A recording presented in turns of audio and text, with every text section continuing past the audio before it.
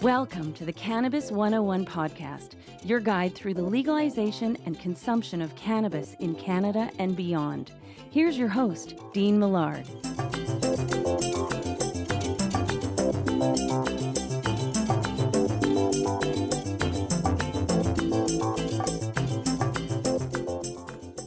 Hello there and welcome to the Cannabis 101 podcast. My name is Dean Millard. Thank you very much for downloading or watching this episode. Really appreciate that you have done it. So good morning, good afternoon, good evening, depending on what time you're listening or watching to this. There's one thing about this show. It's not just about getting high.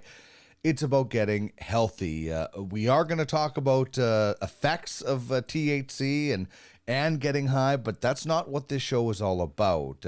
It's about the entire plant and the entire industry and educating and entertaining you when it comes to cannabis. Now, there is one particular way that we start things off on this show, and that is finding out what's your groove.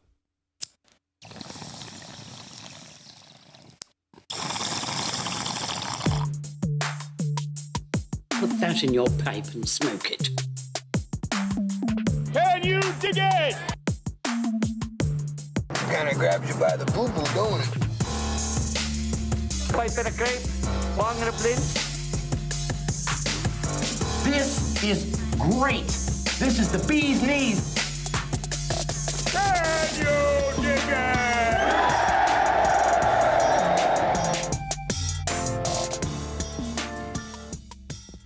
So when I say what's your groove, I mean if you are going with some cannabis while listening to this show, I would love to know what it is. Maybe it's a joint, a bong, some CBD, flower, edibles, a drink, who knows? I've got some Royal High Super Skunk that I'm going with. Comes in a nice pouch. And as I reach back to grab the old Hexasaurus Rex, I will get my groove on, and then we will get on with the show.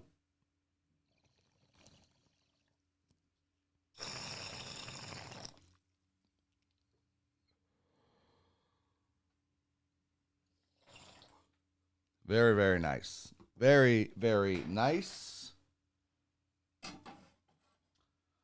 I'm a big terpene guy. It has caryophyllene. It's loaded with my favorite terpene. All right, now that I have my groove on, it is time to tell you what is coming down the pipe for this episode, the 46th of the Cannabis 101 podcast. Malka Labell is going to join me every week for the business of cannabis. She'll be the featured guest today. She's from the Green Generation Co. David Wiley, of course, from the OZ, will join me for This Week in Cannabis News.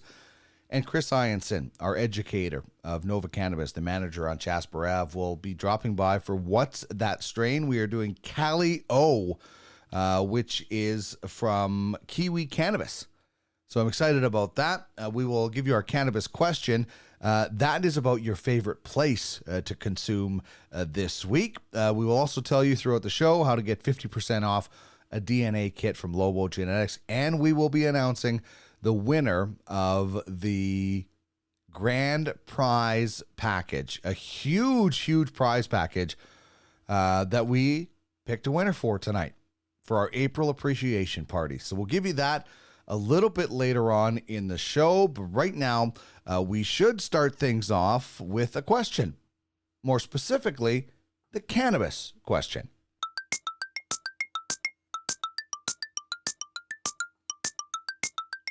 It's prize time.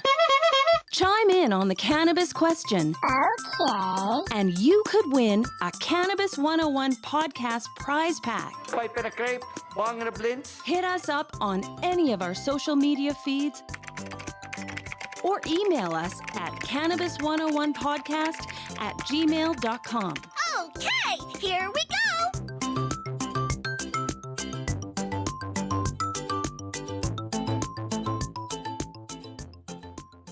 So the cannabis question this week, what is your favorite place to consume? You can chime in on any of our social media feeds that you can see on the screen.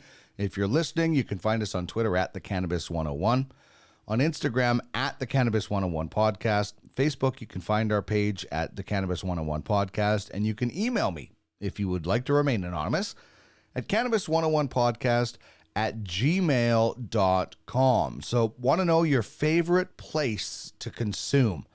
And we're leading the league in prizes. We'll have another prize pack to give away for that as we get your answers. So we'll throw a few things together as well. For me, it's my patio. And there's different times. I love the early morning quietness and the everything around me coming alive. Afternoon, maybe 4:20, but around 4:00, so much sunlight in that one area of where our patio is. So I really, really love that time of the day.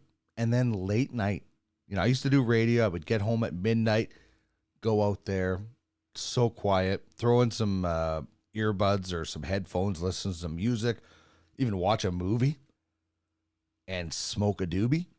Man, it's so quiet. Nobody around. So very peaceful. So I want to know, what is your and where is your favorite place to consume when it comes to cannabis? That is the cannabis question, and we will have a prize pack to go along with that. And now time for what goes well with cannabis. This is, you pair anything with cannabis. What pairs well with cannabis for you? For me, it's music.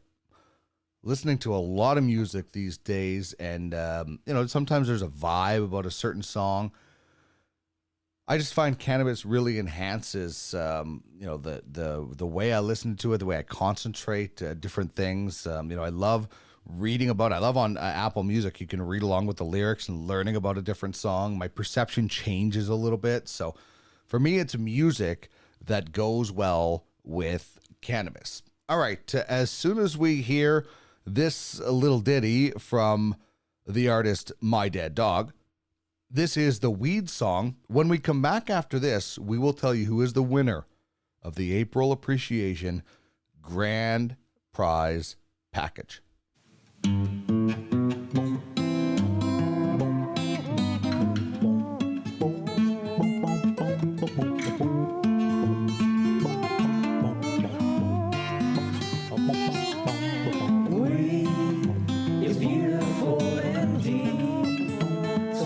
Smoke some grass. It's time to bust out this podcast.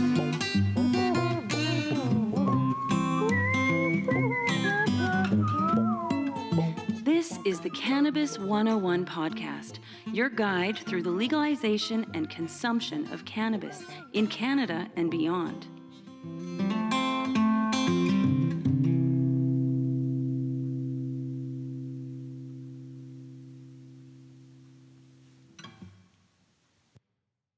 So we've been going with the April Appreciation Party. We've been celebrating 420 month, all of April. We were giving away a Regal cigar every Friday during April, and it is now time to announce the grand prize winner. And you can see everything that is in the prize package on our Instagram, Twitter, or Facebook accounts. Big thanks to Andre from Regal Cigar, Jessica from Spirit Leaf Argyle, and so many more people. But those two in particular really got me started with the full Regal Cigar collection and a very cool glass beaker bong from Spirit Leaf Argyle. So let me tell you who the winner of our grand prize package is. I'm really had a lot of fun giving away this prize package and collecting all of these packages or all of these prizes to make this giant, you might say, huge package. Huge. That's huge. Huge. It is very, very huge, and it's worth a lot of. So anyway, without further ado, and without any more of my cheesy sound effects, I want to congratulate Brody as our grand prize winner. You can see the video on our Instagram page, Twitter, and Facebook, but congratulations, Brody. We'll be in touch. You have won a massive, massive prize package, and we'll be doing this every month. Not as big. We won't have a prize package this big every month, I don't think, but we will have something to give away every month. And this is how you enter. Subscribe to the Weed Weekly at www.cannabis101podcast.ca. That's it. You'll get a Weed Weekly newsletter every Friday, and you're in the mix for our monthly giveaways. So congratulations to Brody. Thanks to everybody who has subscribed, and can't wait to keep in touch with you with the Weed Weekly. All right, we're going to chat with Malka Labell from the Green Generation Co. when we come back. This is the Cannabis 101 podcast.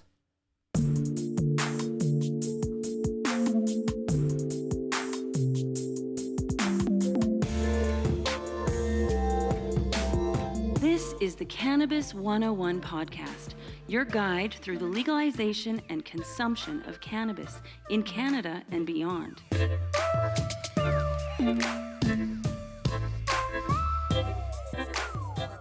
Pleased to welcome to the Cannabis 101 podcast. She's going to join us every week for the business of cannabis, as there is a lot to discuss when you talk about the business of cannabis. Malka Labell is joining me here on the Cannabis 101 podcast. She is the founder of the Green Generation Co. Malka, thanks very much for joining me. How are you today? Hi, Dean. Thanks so much for having me. I am doing well. Excellent. I'm really looking forward to chatting with you each week and learning a lot more about different aspects of the cannabis industry. But I always like to find out just a little bit of a background information with my guests. And for the most part, we all did something before legalization. So what was your career before you decided to get in with the Green Generation Co.? Yeah, that's great. Yeah, so my career has always been in sales, high level B2B sales for big companies. I worked for Xerox and Dell, Pitney Bowes, and Purolator, and most recently in the oil and gas business for 5 years, selling software, hardware, technology, services, and things like that. So I always sort of was on the cutting edge of selling. We used to call it vaporware. So that's like, not a fully baked product, but I would be really good at finding the clients that were interested in getting in at the ground level and helping to build and shape the products and services that I was selling. And that was where my successes were for about 15 years before embarking on the cannabis world. So, yeah. Was the cannabis world kind of on your radar? I guess, I assume most people, but I guess I shouldn't assume, but I assume most people that are in the cannabis industry are also involved in cannabis in their personal life. So I guess why is cannabis important to you in your personal life? And that's a great question. And I actually find more and more people that have no previous experience with cannabis, and that I find can be a challenging thing on the business side of it. But my experience is really multifaceted. So I really got started, obviously, as a user, early days, I would say in my late teens. Took a break for a long time, and then when I met my husband at university, he was a user, and he exposed me to lots of other people that were using the product. It is a recreational, chilled thing. But I really got interested in the business of cannabis in about 2014 or 15. I became a patient. So I was one of the initial patients in Calgary with Natural Health Services, and sort of learned about the newly began medical world and how that all works. From the patient side, trying to use it as a supplement to my other other medical things that I was, doing at the time. And then I started getting involved in the investment side. So I had some really good tips from some early people that got involved really early days, like prior to IPO. And I bought stock. I bought penny stocks from pretty much all of the licensed producers at IPO, and held on to them to the point when they actually made money for me, and then sold most of them. And so now I have still a basket. So I was an early investor. And following the information on the investment side, I was a user from a medical side. And then I went and did my MBA. And I put on my hat as a business, master's student, and in a conversation with other Canadian students from across the country. And that's when things really started to crystallize, is that I had a much more understanding of what this legalization meant. Because I did my MBA in 2018. And legalization happened in October of that year. We were in our third semester through Queen's. And the questions that were coming up about the industry were part of our curriculum. Like, we had to do projects with several of our classes revolving around that, because it was very current event type stuff, and business and everything. So I had a different perspective, and people would continuously ask me what my opinions were on this space. And that's sort of when I realized maybe that I had something here that could be a business, really. And that's how the Green Generation company got started. It was actually a project, a business model canvas project in our entrepreneurial class in my MBA. And the Green Generation company had nothing to do with cannabis. It was actually a renewable energy franchise model that did not do well as a class project. But I took the time to get to know my profs and my instructors and the people that were adjudicating me in that class, as well as the tips that I was getting in the mail. And what that means is, we were in 2018, and I was getting a bunch of mail because I had incorporated the Green Generation company in early 2018. And the junk mail that was coming to me was all about the cannabis business, invitations for conferences and events. And I'm like, maybe the Green Generation, somebody thinks this has to do with cannabis. Maybe I should pivot. And that's exactly what I did. At the end of my program, I finished my incorporation articles and turned the business into a consulting, basically, for new business development on the cannabis side.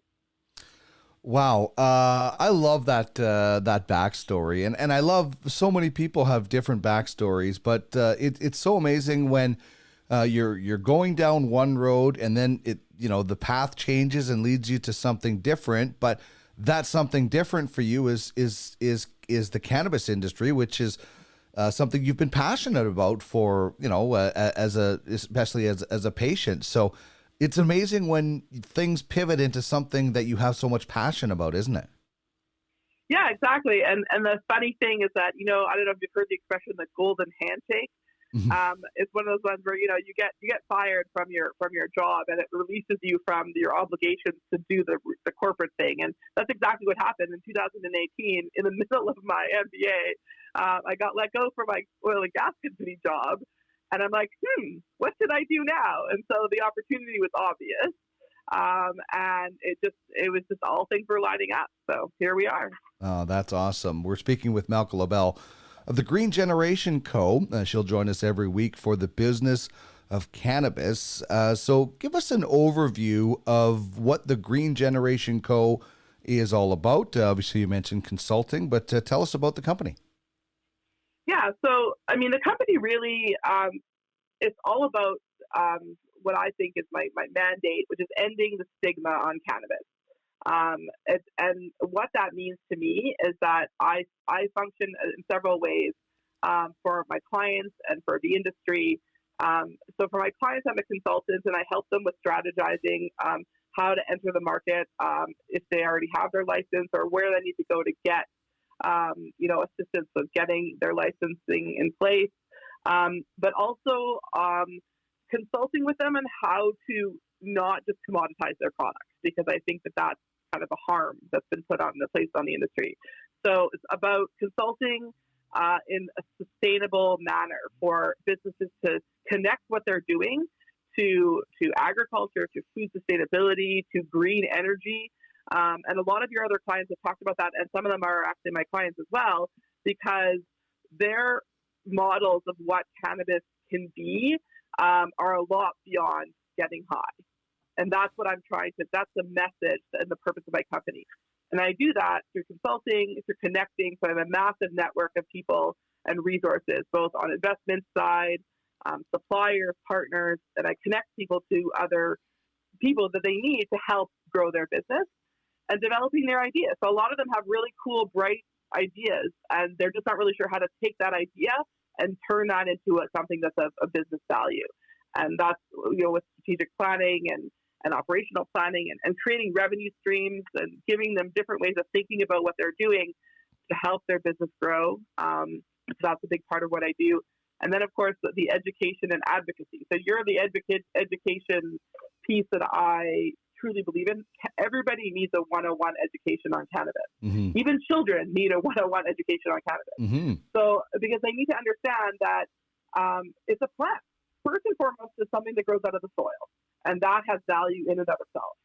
And I believe that has been lost a lot along the way that we have been going about this.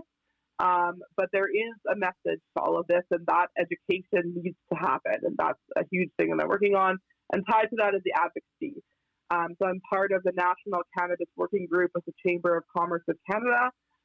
So there is a platform there to speak to government face-to-face, as well as to speak to other members of the chamber, which is literally every other business in Canada, or most of them, as well as the other cannabis companies, the LPs and the retailers. Everybody in the mix are on these calls and in these groups, listening to each other and the plight of every individual group. So I feel that by having a platform and being part of this group, I can advocate for this group as well as my own clients and to the other stakeholders. And that's a huge part about what I do.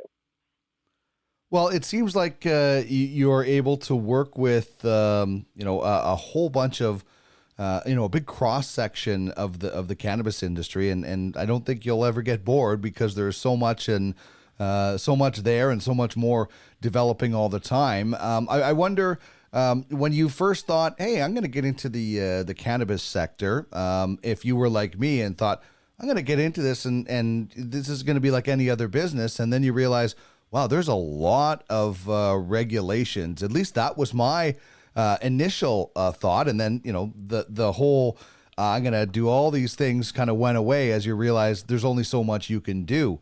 So what was your initial reaction to kind of the legalization rollout that we have seen? Honestly, I think that the Canadian government did a fantastic job initially about setting a super tight lid on how things are going to roll out.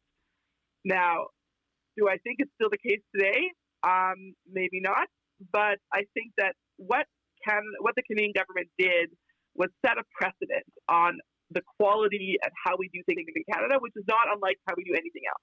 Canada is known worldwide for its high standards of quality, of safety, of morals and integrity. And by creating a framework that is extremely hard to get into, it's ultimately kept that at the highest standard. Now that we've been into it for a year and a half and the regulations have not changed, a lot of the things that I'm working on with my clients are, I'm not going to say workarounds because they're not workarounds. They're how do you think about this differently and why are you doing this? Because I think the biggest harm that has happened in the cannabis industry is everybody and their dog saying, I'm going to go in and get rich from this industry. Mm-hmm. And I'm going to do this the way it's always been done. As in, I'm going to treat it like tobacco or like alcohol or like every other thing that's in a package. And that is harmful because the plant is so much more than anyone or all of those really entities combined. And we are just getting started with the full value of the cannabis plant. And that's why my mandate is to end the stigma about it. It's not just about getting high, because there are so much more value that can be extracted from education, learning, and how we do so many other things. Not just consuming cannabis, but using it as an energy source, as a biomass, as a new construction material, as a carbon sink. That's what the green generation is all about. It's about, the regulatory framework allowed us to really only get the people that are only allowed to make and grow and sell cannabis are the ones that are well funded and have a clear path to success. And that is a double-edged sword, but I think it is ultimately necessary and still in the works. So I think I have a different answer than most people, and probably a longer one than you would expect, Dean. But that's what I'm all about, is sharing all of the other possibilities that cannabis can bring to the world, other than it being a plant that you could smoke. Well, the very second show we ever did was a show on hemp, and I had my eyes opened up to hempcrete and the amount of good that a hemp field does for the environment. I mean, this should just be a crop that's planted randomly all over our world for the benefit to the environment it does. And I think the Canadian government is letting it out a little bit at a time. It's like a giant cannabis balloon. They're trying to make sure, the eyes of the world are on us as the first G7 country to legalize. So we have to take it carefully and slow, and we will get there at some point. Having said that, what do you think is the next big thing for the cannabis industry? We've seen the rollout of year one, and then we've seen some products for year two. What do you think it is? There's so many possibilities. What's on your radar? Well, I guess what I would like it to be, and what I'm really pushing it to be, is that we change the narrative, especially in COVID, that the cannabis plant is giving us the opportunity to relearn about agriculture and permaculture and indoor farming and food sustainability. And it's not just an edible. It's not just a THC. It's not just a highly potent drug. It is literally the answer, in my opinion, for regenerating life as we know it and making it more green. And that's what the green generation, I guess, like I keep saying, is our mandate is all about that. But I mean, what I'm seeing from some of my clients and their business models that they're creating is that cannabis is giving them a chance to unlock some of the well-known secrets about agriculture and regenerative agriculture and removing of pesticides and forget about chemicals and like literally taking down big pharma, big agra, and putting the power back into the people that grow this thing from living soil in which it comes. And that's the businesses that I support. And those are the ones that I think they don't need a ton of money. They just need a little bit to get to the next level to clear the regulatory hurdles. But what they're doing is massively empowering to Canada and to the world. And that's something way bigger than just the plant. So I see that as being the 3.0, the 4.0, the 5.0, and really the rebuilding of our environment. Because as we all know, we went into COVID having a massive, greenhouse gas problem and the oil and gas business and all of the sort of the things that are scary and bad for our world that we've created. They're man-made things that we've created. I believe that we have the opportunity to go back in and start that over. And cannabis is the catalyst for that. I agree on that. I really think that legalization was one thing, but I think we can continue. And I like the reboot of the education. So speaking of that, this is the Business of Cannabis, a regular segment that we will have featuring Malka Labell from the Green Generation Co. She'll join us every week to chat about the business of cannabis. And let's get right into that now, Malka. The first kind of topic we have is why the CPG model isn't working. And maybe can you give us a little backstory when it comes to recreational versus medical cannabis and the CPG model? Sure. Thanks, Steve. Yeah, so I didn't fully understand the whole CPG. So CPG stands for consumer packaged goods. Mm-hmm. And that's, I guess, the framework that multiple different people or groups or whatever decided was the best way to make the cannabis legalization happen. because CBD products are considered all alcohol is considered CBD, tobacco products. Basically anything that's inside a package that has a label on it that arguably what's inside could be distinct, could be traded out for something else that's the same but is made somewhere else. So what I'm saying about that is the CPG model is the only really thing that you know about it is that there's a label on it that tells you what it is, and there's a lot of branding and supported by big advertising dollars over decades in some cases, or centuries in other cases, that really gives the value to the product. And I believe that is a wrong way to think about cannabis. It's like saying the Coke story is a classic example, and this is what I write about from the difference between recreational and medical. Cannabis as a plant has a lot of therapeutic benefits, but by making some kind of distinction that it's available recreationally or it's for medical purposes, yet it's the same thing, is basically saying that, smoking cigarettes is good for you, right? So that's the harm that I think is being caused by putting the CPG label on the industry. And when I went to Lift & Co. in January and I heard all the big companies talking about this, that we're now conforming to putting this cannabis into a plastic container of all things, some kind of a tamper-proof lid on it, and putting a label on it. And the Canadian way, the Canadian legalization says you can't make your label. Your label this is just look like everyone else's. Mm-hmm. Your logo is only allowed to be 4 millimeters high in one color, and you can't make any claims on your product that way. So for a CPG brand, that's like the death sentence, because now their product looks like everything else on the shelf. But traditionally, big CPG brands like Coca-Cola, like the alcohol world, like Kraft Dinner, like Dove beauty products, like Tide Laundry, those are all products that had millions and billions of dollars in advertising behind their brand. So that when you opened up that box, or you chose that box off the shelf, you had belief and trust in what was in it because of the label and the brand that was on it.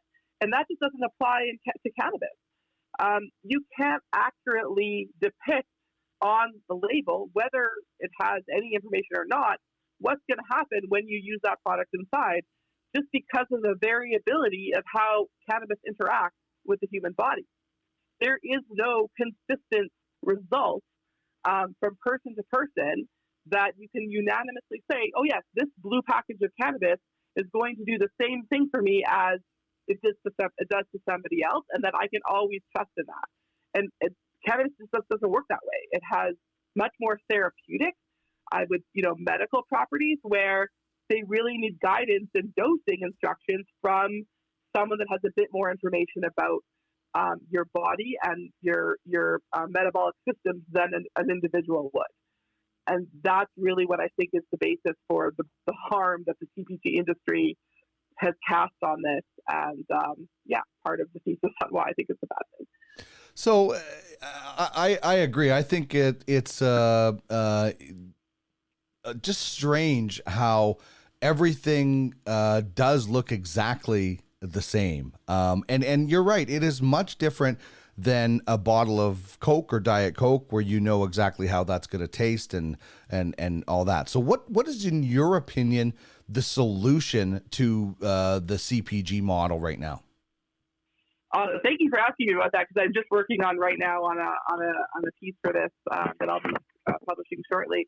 So instead, I think that it should be pharmaceutical versus therapeutic, or pharmaceutical versus natural wellness or naturopathic. So if you think about it more if you think about more of a drug side, there's the whole pharmaceutical medicine, right? Where, the drug companies get a hold of these patents and they find the one little key thing that's different than everything else, and then they go and patent that technology or that thing, and then they spend billions of dollars advertising that to doctors and the public also, and they turn their magic potion or their magic thing into $1 billion business.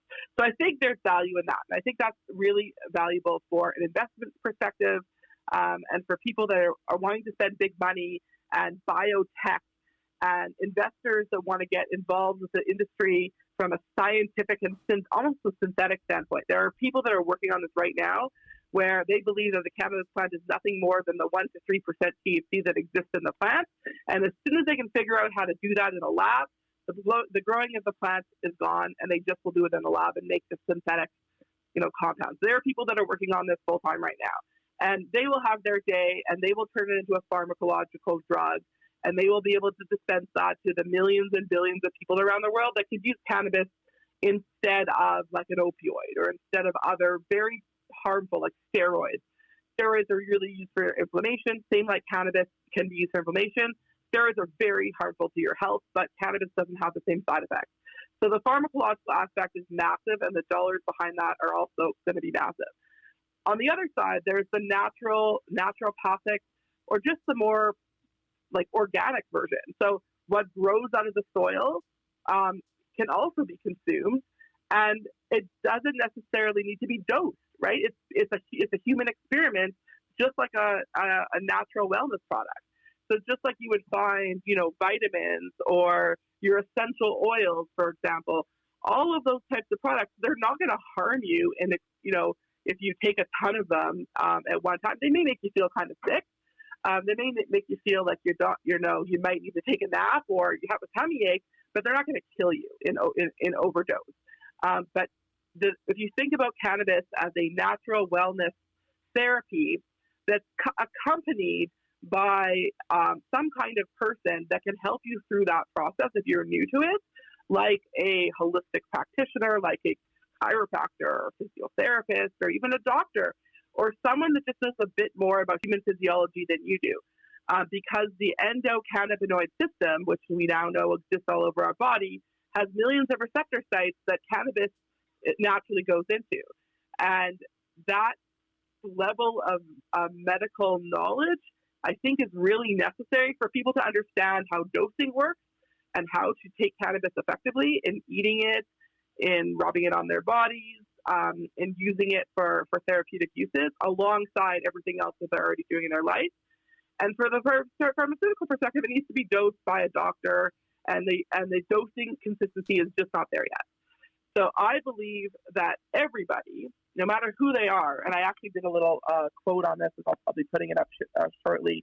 I believe that everybody in the world has some form of, I say cannabis is for everybody with a cognitive or sleep or anxiety or stress or life disorder that's just not yet diagnosed. And in this world that we're living in, definitely that is the case. Cannabis can help people get through really tough times without pharmacological other aids. But by calling it a recreational product, especially in COVID where we can't literally recreate with people, it's a coping mechanism. And by calling it what it is, it's a therapy of some kind, and stop this medical recreational dichotomy, then I think there's a lot more value in it that way. We're also going to shine a spotlight, if you will, on some companies that are revolutionizing the cannabis industry. Change makers, we're calling this. So what's the first company you would like to spotlight in this segment? So the first company I want to talk about is Rosebud Cannabis Farms. Rosebud Cannabis Farms, really salt of the earth people. They have decades of experience growing cannabis under an ACMPR license in the Kootenays, in the heart of BC Bud. They've been doing it for generations, and they're using techniques, permaculture, living soil, ancient growing practices, and extracting and growing cannabis that smells like a fresh basket of fruit. Like, that's amazing. And it's small batch and it's craft, and they're doing everything with the plant at a very low cost because all of their inputs are natural, sun and soil and water. They can do it for a very low cost and get a very high quality output. And not necessarily major amounts. So we're talking about small batch and craft, which is really ideal. But I'm really excited with what these guys are working on, and can't wait for them to get their license. Well, listen, craft cannabis is going to play such an important role as we move forward, and people can check it out at www.rosebudcannabisfarms.ca. People more and more, as new consumers get comfortable with cannabis, are going to want quality over quantity. Totally. All right. What does it mean to be green is the final portion of this segment. And this is how cannabis can heal the world and the whole plant solution. So what do you mean by this exactly?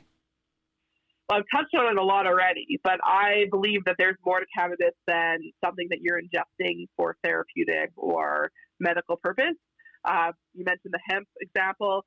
There are so many things that the cannabis plant can do. 50,000 uses is what the sort of the number is, that can literally take the carbon and the pollution out of the air, put it back into the soil, and grow these amazing plants that will reverse climate change and allow us to live on this planet for a lot longer. And that's the green solution that combines all of the aspects of the best parts of the plant, about renewal and renewable energy and regenerative growing practices, that the cannabis plant and all of the technology and innovation that people are coming up with around it is giving us another look at it. And that, I believe, is part of the green generation healing the world solution. I think it's a terrific idea. I just hope more people keep jumping on the green train, whether that's cannabis or otherwise. You can find out more information at www.greengencompany.com. Malka will join us every week for the business of cannabis. Thanks very much for joining me on the maiden voyage, and I look forward to chatting to you each week. Thanks, Dean. Look forward to it.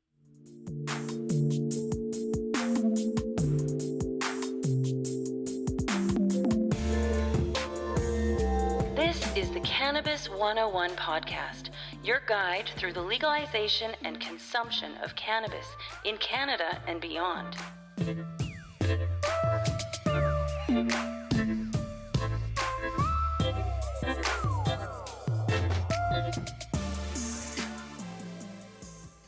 That was a good conversation, and I'm really looking forward to chatting with Malka every Wednesday here on the Cannabis 101 podcast about the business of cannabis and exploring different parts of the industry, different kind of companies, and all sorts of things. The list is virtually endless, so that'll be a lot of fun. You could also check out One Hitters with Malka, which will be coming out a little bit later on in the week.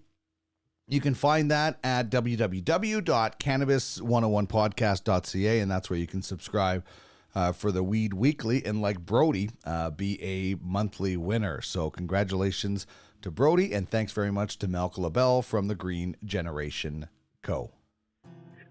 What's happening? We'll tell you right now on This Week in Cannabis News. My good friend David Wiley joins me as he does every week for This Week in Cannabis News. David is with the OZ, and you can follow him on Twitter at WileyWriter as well as at OkanaganZ. David, welcome back to the show. How are things this week out in God's country, as they say? Hello, everyone. Things are good, just enjoying the changing weather and trying to get outside when the sun decides to shine on us. Yeah, we've been getting some beautiful sunshine. We had a terrible, terrible April. There was so much snow and cold, and it's gone now, and it seems like a faded memory as we were able to enjoy the outdoors. This first story we're going to chat about, I know there's some people that are happy about this, but just from the very beginning, this company, Aleafia Health Changes, has had a lot of questions about it, and now the top two dogs, I guess you might say, have stepped down. They most certainly have, and both of those two dogs are very familiar to people in the cannabis industry, notorious even. One of them is a former Toronto police chief and politician Julian Fantino, and he once compared legalizing weed to legalizing murder. Fantino went on in 2017 after this, after his police and political career, to open what is Alethea these days. Him, along with his partner, also a former RCMP Deputy Commissioner Raf Sukar, and they have now announced that they're going to be both stepping down as of May 15th. So, to many who have been following this since this company really got off the ground, it really was the height of hypocrisy. I mean, you've got two people who for years had fought to put people in jail over cannabis, and even small crimes that involved it. And you've got these guys opening up their own company, and meanwhile you have people within the cannabis industry who fought for years and years to normalize it and legalize it, and they were shut out. So there were a lot of questions about this company at the beginning and how that could be justifiable. And, in fact, in a 27 interview with As It Happens, host Carol Off, she didn't hold back on her questioning. She said, as chief of police in Toronto, you were very strict about drugs. You put people in jail. There are people who are in jail because of people like you. You don't see the contradiction between your past life as chief of police. In this interview, Fantino replied, not at all. He said that we're making a huge mistake if we believe that he put everyone in jail, but he says he gave all kinds of people breaks. Really, for a lot of folks, that doesn't matter. It's just a really hard pill to swallow. And now him and his partner are both leaving the company. And a lot of people out there are very happy about this announcement. There's some speculation as to where Fantino's going to go next. And as far as I'm concerned, I don't care as long as it's not back in the cannabis industry. And if he is back in the cannabis industry, whatever company decides that they want to bring him on their board or wherever they bring him on, I'll be the first to say that I will not be buying from them. Yeah, this is, if it's interesting when searching around about this story, I came across Vice.com. They have a list of who they perceive to be hypocrites in cannabis in Canada. And Fantino and his, I guess his sidekick or whatever, Raf Sukar, I think I pronounced that properly. They're at the top of the list. Like these two guys who were both involved in law enforcement before and responsible, as you mentioned, for people going to jail. They're at the top of that list when it comes to hypocrisy in cannabis in Canada. I don't know what company would bring these two guys on. It's almost like they're red flagged within the cannabis community. Yeah, I'm not the first person or the only person to express their disgust of bringing on people who really have made their previous career, putting people who support cannabis in jail. So no thanks.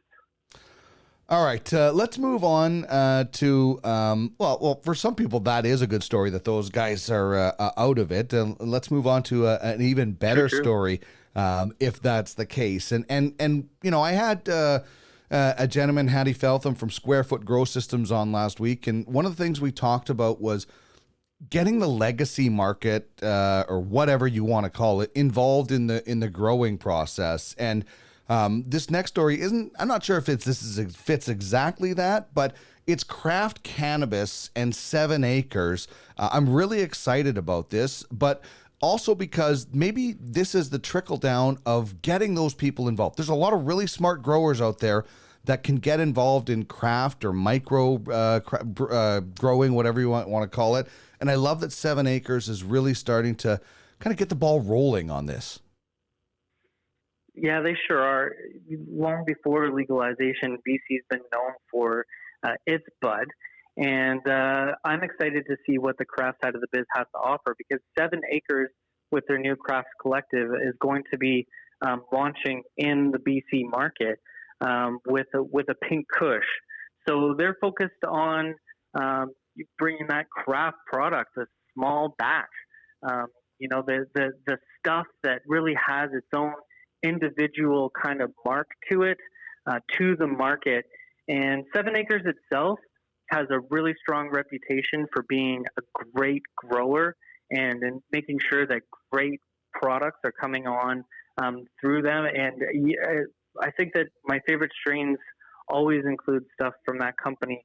And there's not a lot of companies who could pull off trying to bring to life a craft market because, there are some that maybe don't produce the greatest products. So we may have a little laugh if they decided to come out and say that they're gonna really bring out that small batch stuff.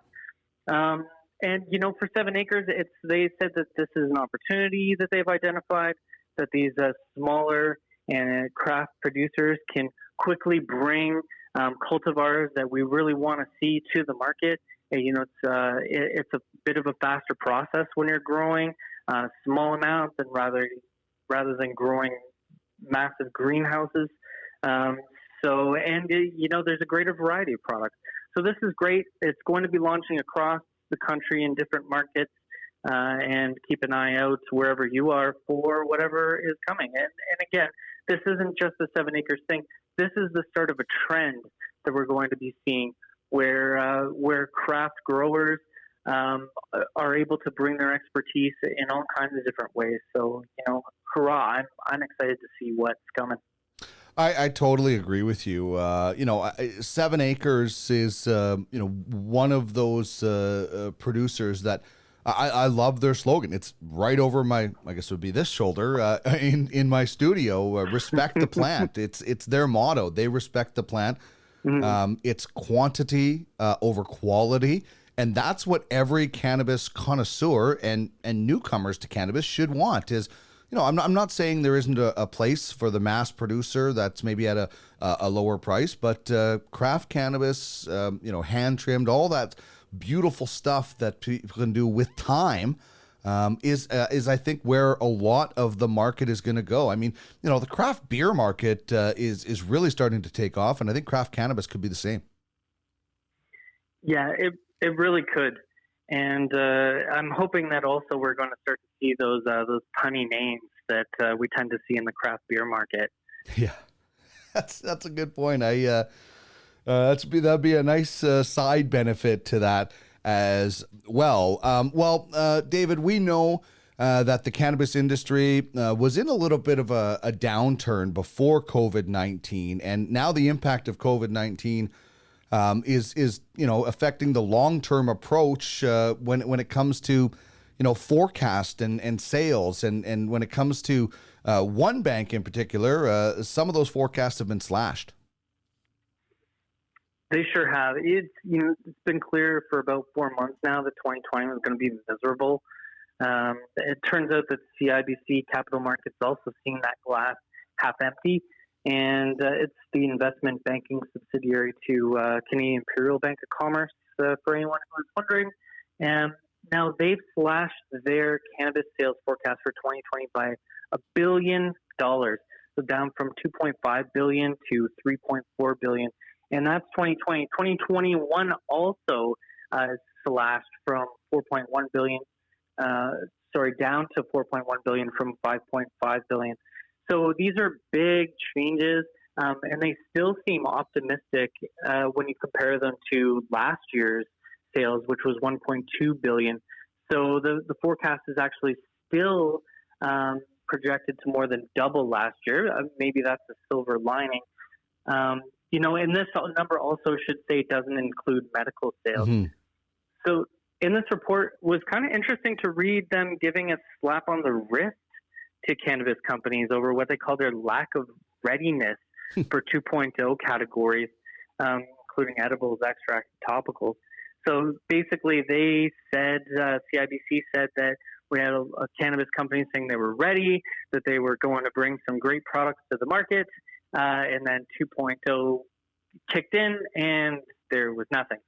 So in a lot of markets, it still seems like maybe some of these products, especially supplies and varieties, are lacking. That did not escape CIBC's notice.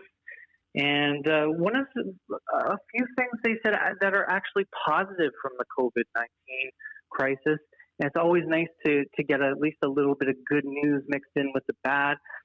They said that this has brought on forced innovation and are expecting to see 2 years worth of innovations in only 2 months, citing things like a curbside pickup, direct delivery from stores, digital ordering, and text message notifications. So there's, a lot to be said about how a market and industry can change in a crisis. Well, most definitely, we are seeing some reaction to that, and it's good to see that some of those things have been implemented rather. The one thing I found interesting about this, and the forecast coming down. Because a lot of these shops have had to stop their rollouts, and there's a lot of places. You look in Alberta, there's almost 450 stores here in Alberta. There would be more if the rollout the COVID hadn't stopped the rollout. I think you guys in BC, it says, have just over 180, but Ontario, there were supposed to be a whole bunch of stores opening in the last little while that haven't been able to do it because of the situation we're in, and that's one thing that they're looking at as being a big impact for this forecast being slashed. It's a big problem when you have a product and nowhere to sell it. Not everybody wants to buy online. In fact, I think online is only about 10% of actual purchases. So 90% of product is being bought in brick and mortar. And if you don't have stores open, well, where are you going to go? Mm-hmm. Well, and that's why I think delivery is so important, especially for the next story.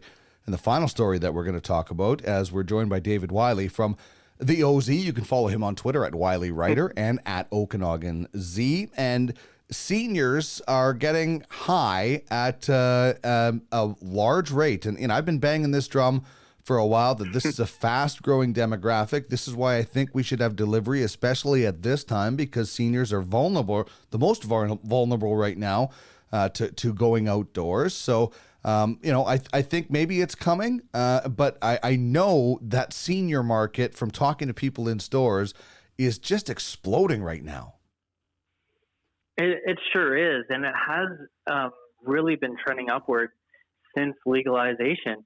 I remember the conversations and how different they are back when I was a teenager about cannabis. So it's usually centered around me being sent to my room, banished to play video games, versus now my conversations with my parents, my mom in particular, has been asking me all kinds of different questions about CBD and THC and the different teas and chocolates on the market. So I've been sending my mom, by the way, here's a good PSA that Mother's Day is coming up. Yes. All my friends out there. And I've been sending my mom things like teas and chocolates to help her get familiar with the cannabis products that are out there. And it's amazing how many more people in the 65 and over demographic have tried cannabis since it's legalized. I'll hit you with some numbers. Statistics Canada shows that of people who are 65 and over, it's going upward and hovering now somewhere between 4% and 7.5% of people. So if you do a little bit of math, since legalization, we've probably seen an increase of about 200,000 grandmas and grandpas out there across Canada who are trying cannabis or using cannabis and didn't before. That's a lot of people. Maybe your mom and dad or grandma, grandpa are out there trying it. You don't even know. Mm-hmm. So it's pretty fascinating. A lot of these older folks are even new to it completely. Yeah, you have a bunch of people, of course, out there who have used and loved and known cannabis for a long, long time. And there are others who this is just brand new to them because it is a legal market now. And the stigmas that we've been talking about since we first started talking, Dean, are starting to shift and starting to lift. And people are more interested and want to give it a shot. So it's a great trend, and it's offering a lot of people some relief for the pain that they've been suffering,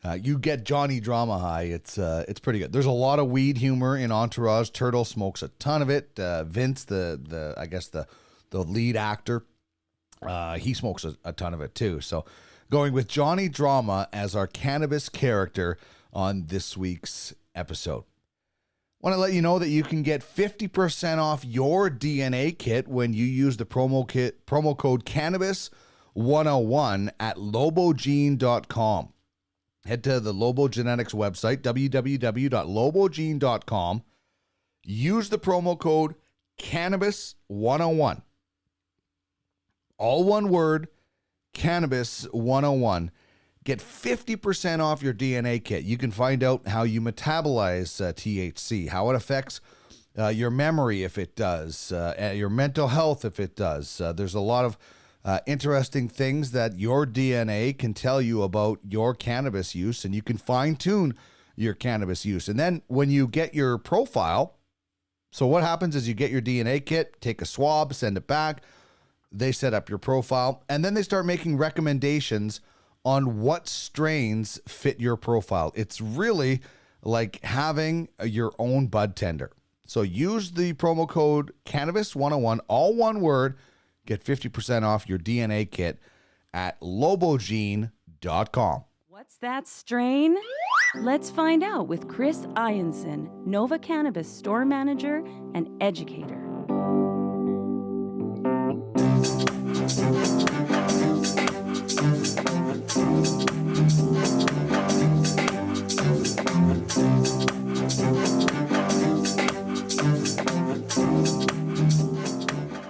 I am once again joined by our educator here on the Cannabis 101 podcast and the manager of the Nova Cannabis Jasper Avenue location in Edmonton. My good friend Chris Ianson is with me. Chris, how are you today? Hi, Dean. I'm doing great. Thanks for having me. No problem. Always great to have you. Popped into the store the other day to say hi and pick up our strain, and things seem to be steady. I try to get around to as many different stores as possible and just check things out and say hi to people. I'm never alone in the store. There's always somebody coming in, so it seems like there's still a steady flow to the cannabis stores. Yeah, there is definitely. I think we're starting to see a lot more people now are calling into the stores, ordering online with our Leafly pickup, where you can see the menu online to try and limit time in stores. But I think there's a lot of people that are out of work right now, and if I got days off, I need cannabis for sure. So we've kind of become essential in that sense. Yeah, it's going well. My staff, they're killing it. We've got this, the store, we've got the menus on the wall, we've got the shields at the tills, and we're disinfecting all the time. So we're doing what we can, and it's going really well. All right, let's chat about our strain today. We are doing Cali O, which is a hybrid from Kiwi Cannabis. That's the LP. So tell us a little bit about Kiwi Cannabis. Yeah, for sure. So Kiwi Cannabis is a recreational brand that used to be under the brand American, and American had three recreational brands: Kiwi Cannabis, High Tide, and Northern Harvest. And you might have seen those brands within the recreational stores.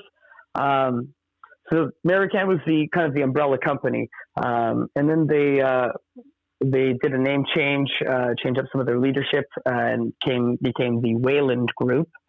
And they were founded in 2013. They're based out of Burlington, Ontario. They've also got a facility in Munich, Germany, and their main production facility is in Langton, Ontario. And they've been operating since 2013 as a medical cannabis provider until legalization. And then once that hit, they jumped right in, and they had all the regulations set up with the government of Canada. So this is a fairly new company, like a lot of them, and started on the medical side, branding into the rec side, but it hasn't exactly been smooth sailing since 2013. Their short past history has some storms in it. Yeah, it does, unfortunately. And in my research, trying to track down, American's website, Wayland Group's website, got really nowhere. I think they've been kind of shut down. With this company, like in late 2019, the Wayland Group, they filed for creditor protection. As they've not produced positive cash flow since inception. It's kind of always been in the hole. And then they did sell the company to a group called the CryptoLogic Corp for 57.5 million common shares in Crypto Corp's company, which is deemed at about $4 a share, so it's approximately $230 million. They're still selling the cannabis right now, currently under the American name. So when you do pick up a 3.5 from the company, it does say on the box American's website, which unfortunately takes you nowhere. But yeah, the companies encountered all kinds of problems. First in 2017, in March, they had a windstorm that hit their Ontario production facility, destroying crops in 2 of 5 of their greenhouses. And Wayland waited 6 months to publicly disclose the damage. So that kind of hit them hard. It also makes them, makes you look a little shady, to your investors and to everybody. And then in February 2018, the company came under scrutiny from the Ontario Securities Commission for failing to disclose to investors that its then CEO Ben Ward was the subject of a OSC investigations for his actions at a previous company. So they didn't disclose that. They should have. And he has actually since been charged for allegedly making some misleading statements while fundraising. So kind of a bum rap that, they filed for creditor protection. Not necessarily a big success story with this one, Dean. Mm-hmm. Unfortunate. You really hope they can then turn it around. And I don't know if they can. Hopefully they'll be around. But I guess the kind of the moral of the tough news is that it is in Alberta right now. So you might want to get this while you can, depending on how long this company is around for. Yeah, absolutely. All 3 of the brands that are under that American umbrella are quality stuff. Every time I've gotten it, it's been great. It's well priced. It's kind of mid range for high quality stuff. All their cannabis is hand trimmed, covered in trichomes usually. So yeah, definitely get it while you can. Okay, so trouble immediate past and I would say murky past when it comes to the history. And for those watching on YouTube or the WeedTube or during our social media streams, you're looking at this beautiful looking cannabis. But Chris, we don't know a whole lot about where it comes from other than that it was created in the 80s. And I guess that kind of gives us an opportunity to make our best guess maybe at what this lineage might be based on, maybe the taste, the look, the terpene profile, which we'll get to. But, what do you think about this lineage? Yeah, for sure. I've had some thoughts about it. I definitely think there's some kind of a citrus cannabis strain in there, maybe an Agent Orange crossed with an unknown CBD strain or, a skunk haze or a Canatonic. Yeah, it's interesting though.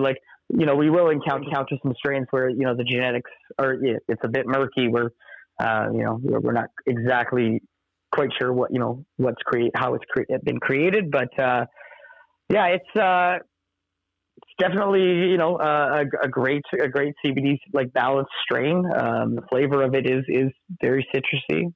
Mm-hmm. Yeah, I love that we're doing, by the way, a strain, and we're going to get to who it's for in depth, but this is a strain that literally anybody can get something out of, whether you're brand new, never used cannabis, or very experienced. And some of the history we know about this in particular, we don't know a lot about the lineage, but we do know that this was a very famous outdoor a seed that was perfected indoors overseas.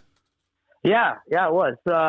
It started in California, and it was brought over to Holland. And we've heard that story, a few times since we've been doing doing this where, things get perfected over there. So, they take this outdoor grown seed, take it to Holland and they work it, and create this perfect indoor seed for greenhouse growers.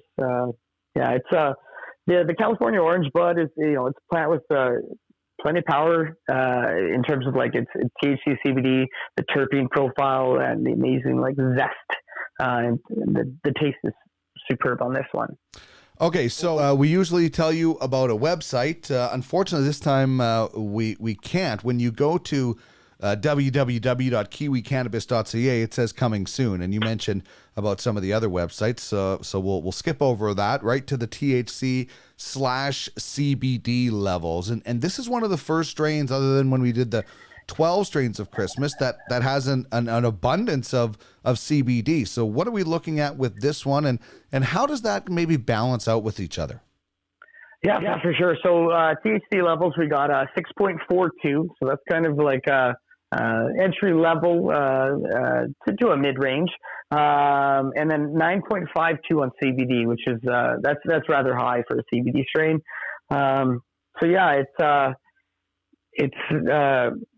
With that, like I find strains that have a higher CBD content to them are going to kind of like chill out some of the wild THC properties. Right. Kind of lessen some of those effects, and everyone will react to it differently. But through my experience, when I smoke a balanced strain, I find that I'm a bit more in control.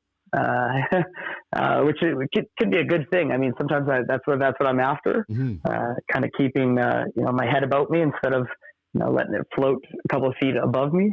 Yeah, well, I think the word balance is perfect. Is that this is going to give you a little bit of a THC high, but more so it's going to relax you, and it's just a really nice way for somebody to ease their way in. What about the name? What's in a name with Calio? Yeah, I think it just has to do with where it originated in the 80s there, California, and the flavor and the smell of it too. It's I feel like if someone had blindfolded me and had me smell the Calio, my first go-to would be, it's got to be something orangey, like just. I think it's been called California Orange or California Orange Bud or COB. Kiwi just went with the Calio. Yeah, it seems fitting and why mess with it. All right, let's talk about the look. For those watching, you can see that it comes in a tub and a box. I'm not sure that's 100% necessary. Now, I don't know all the restrictions or the packaging that has to happen, but I think we could probably start doing away with boxes. This tub is sufficient on its own, is it not? It is. You got all the warning labels, all the information, the logo, the excise sticker you can put. A lot of times they'll put the excise sticker on the box, Dean, so that when you get in, the tub doesn't have a sticker on it. But yeah, it's really, really not that necessary. And a lot of the LPs are breaking away from the boxes. We're going to see in the coming weeks as the new product arrives into the warehouse, less boxes, specifically Canica and Hexo are breaking away from that, which is great because it's really, not needed. It doesn't, keep in the tub, it stacks properly. You can still display it. Unnecessary. I don't think you need the box. And as for the tub size, it's perfect size for 3.5 grams. So without the box, it would be even better. Then when you open the tub and you get to look at it, man, the first thing I noticed was the pistols. But what do you see when you look at this as our viewers are looking at it right now? Yeah, it's tight and leafy, pale green buds, but it's kind of like a vivid green. The pistols too. I was a big fan when I first cracked mine. Definitely noticed that it was they were screaming at me from inside the container. Really nice trim job too. I think that has to do with the human hand trimming that they do over at Kiwi. Mm-hmm. Yeah, it's a good looking bud. Really enjoy this. And I really like the terpene profile as well. I'm a sucker for caryophyllene, but one of the leading terpenes in this is one of my newer favorites that I'm really starting to like. So let's talk about the terpene profile for Calio. For sure. So the dominant terpene is limonene, which, as could be predicted, is that citrus kind of flavor and smell. Goes well with California oranges. Pinene is in there too, and that's that kind of piney, woodsy smell and flavor. And then linalool, your new fave there, and that's kind of the florally flavors to it. Yeah, it's got. I always, like I say, I think lavender or lilacs, because it reminds me of walking past the flower garden of my mom's when I was a kid. So I always get a good memory when I experience linalool. So I think people are going to really enjoy the combination of those terpenes when they're looking for whatever desired effect, which we should talk about. Everybody is a little bit different. And if you are brand new to cannabis, you'll have a much different experience probably than you or I would. So, but what is the general desired effect when, you think or your experience with Calio? Yeah, it's definitely an upbeat, kind of a fun, clear-headed, mellow high. It's nothing too crazy, nothing too intense. Very relaxing on the body. That's due to that CBD content that a lot of us aren't used to if you're commonly a THC person. But I do find, Dean, I've encountered people at the store that come in and they stick to these balanced strains, and they work just great for them. So it's nice to see a market for it. Yeah, I totally agree, man. I think it's great to see people choosing these, even more experienced people choosing these, because it's not all about just blasting off all the time. Yeah, no, it's not for sure. I like to have multiple. Right now, geez, I'm looking at my coffee table. I've got like 8 different strains here, and it kind of depends on what I'm in the mood for. If I want to make a mix, it's all situational, really. For sure. I look at this strain and. I'm not recommending that you consume this and drive a forklift, because you never drive when using cannabis. But if you're like me and you work from home and you kind of work for yourself and your boss gives you permission during the day, why not use a little bit of this if you're looking for some focus and creativity and a little bit of a boost, providing you don't have anything, super important or driving, things like that, what I'm talking about. If you're at home, I think this is a great strain, especially for somebody that's new to cannabis. You got a little bit of a time you can just work on and see how that creativity affects you and how this strain does it, because it is so high in CBD. Yeah, definitely, Dean. I think I have to agree with that. Like, if I had the option to work from home, exactly in that scenario, I think that this would be a good strain to keep a smile on your face, and the burst of creativity too. I definitely find this is a good strain to kind of get that going. So, and it's also a strain too where you're not going to be gooned. Right. It's not one of those strains where you talk to someone or you see someone and they know, oh, this guy's been smoking cannabis, clearly. Like, look at him, listen to him. I don't think you get that with the Calio. So. I would have to agree with that statement. Yeah, a productive strain for sure. So who, what, and when? And I love this because one of the things that you're going to mention in what you're doing, I actually did today. So lay out on us the 3 W's: who, what, and when. For sure. So for the who, it's beginners. But it's also anyone, right? But ideally, this is a great beginner strain. Getting into cannabis, just dipping your toe in the waters. Anyone looking to get a tasty strain that won't overpower. But I mean, even if someone like myself, I guess I consider myself to be an expert smoker. I'm down with this beginner strain too. It serves a purpose. It provides an effect. So this is kind of a strain for everybody, Dean. Mm-hmm. I love the listening to music, and that's what I did today. I had some work to do. I had another podcast to do, so I didn't want to get out of hand, but I wanted to give this a try. So I listened to some music, did some editing, and consumed this today for a little bit, and it was perfectly up that alley for kind of really getting into a groove of a song. Yeah, it's good for that for sure. Yeah, listening to music for sure on the what. It's also good for like, video games, watching TV, cooking, being in the kitchen, stimulating the mind, as we kind of mentioned with the creativity. So if you want to do some art, do some writing, drawing, it's a good strain for that. As for the when, it's kind of an all day strain. It's got a nice 50-50 balance there. So, it's not going to fully I wouldn't recommend like necessarily right before bed, unless maybe you're having a big fatty of it. This is kind of one of those strains that with the heavier dosing, it can kind of lead to indica-like body feelings and sensations. So, but if you're just having, a regular sized joint of it or a bowl of it, you're consuming it, you're smoking it, it's really good for throughout the day. Nice for a wake and bake. You start the day off right, kind of get you in the right mindset. That's the who, what, where, when. Yeah, I like it. It gives you a lot of options with it. And when we talk about the taste test, the first thing, as I mentioned to you before, was that strong smell, the earthy, pungent smell. What do you get when you taste this, aside from the smell?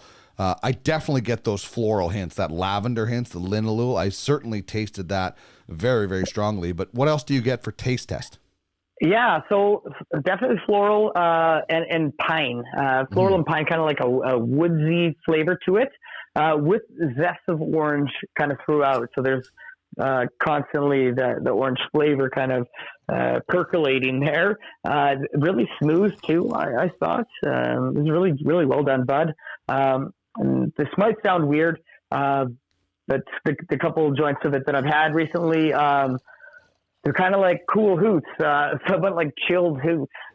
As I take the pull, it kind of, I feel like a cooling sensation. So maybe there's like, a terpene providing kind of like a eucalyptus or some kind of like mint to it. Yeah, like spearmint or something like that. Yeah, that's definitely what I got out of this batch that I picked up. I grabbed a 3.5 of the same stuff you got. So, well, everybody does react differently, right? As we often say. So you might get a hint of something that I don't, and vice versa.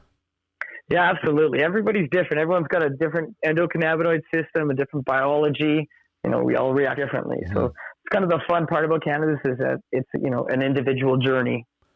100%. And this one has been fun. This has been Calio, and it's a hybrid from Kiwi Cannabis, a really great beginner strain. If you've never experienced cannabis before, this is one you can ease into with. If you have experienced cannabis before, but you're still in the beginner stage, perfect for you. And even for veteran smokers, as you and I, or consumers, as you and I consider ourselves, this is a nice different ride every once in a while. We always talk about it's not always about THC. I always say it's not about getting high, it's about getting healthy. Perfect example is this strain, isn't it?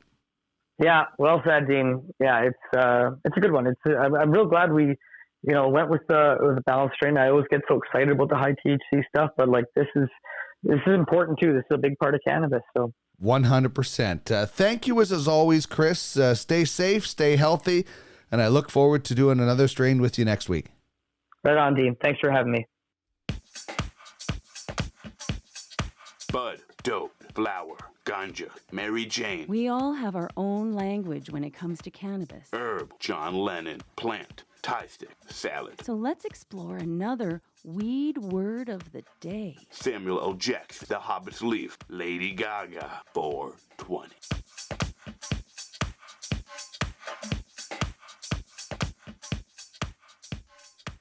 So many great words for weed. This is the weed word of the day, where I just highlight a different word that either I used or have learned about. And so for today, the weed word of the day is herb. I love the term herb. I don't know if it's from Herb Tarlick from WKRP in Cincinnati, but I love it. It's pretty obvious. And you look at some marijuana, and especially if it's ground up, it looks like it could be in your little pantry. And maybe some people do keep their marijuana in the pantry. So the weed word of the day for me today is herb. But I'd love to hear from you. What do you call cannabis? What is your weed word?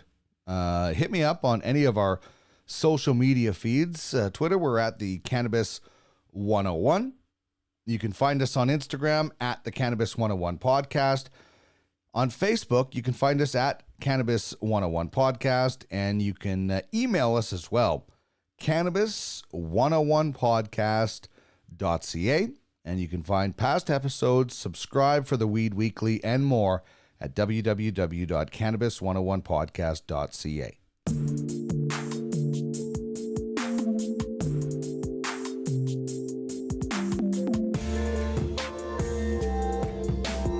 This is the Cannabis 101 podcast, your guide through the legalization and consumption of cannabis in Canada and beyond.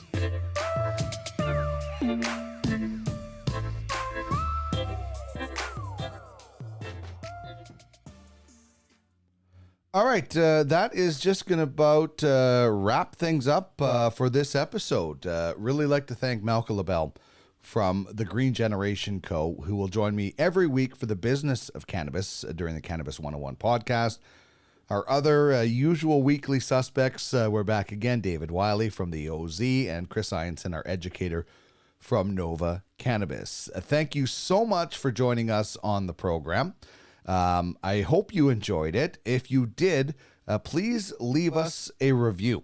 Really helps us to improve the program, and I really do appreciate those of you that have left previous reviews for us on Apple Podcasts and other. It's a big benefit. If you'd like to be a part of the program, if you think you would make a good guest, or if you'd like to be an advertiser, hit me up on email at cannabis101podcast@gmail.com. That's cannabis101podcast@gmail.com. Thanks very much for tuning in, everybody. It was a pleasure chatting with you again. Remember, it's not just about getting high, it's about getting healthy. And I leave you with another one from the artist My Dead Dog. This is our extra song here on the Cannabis 101 podcast, Marijuana. See you next week.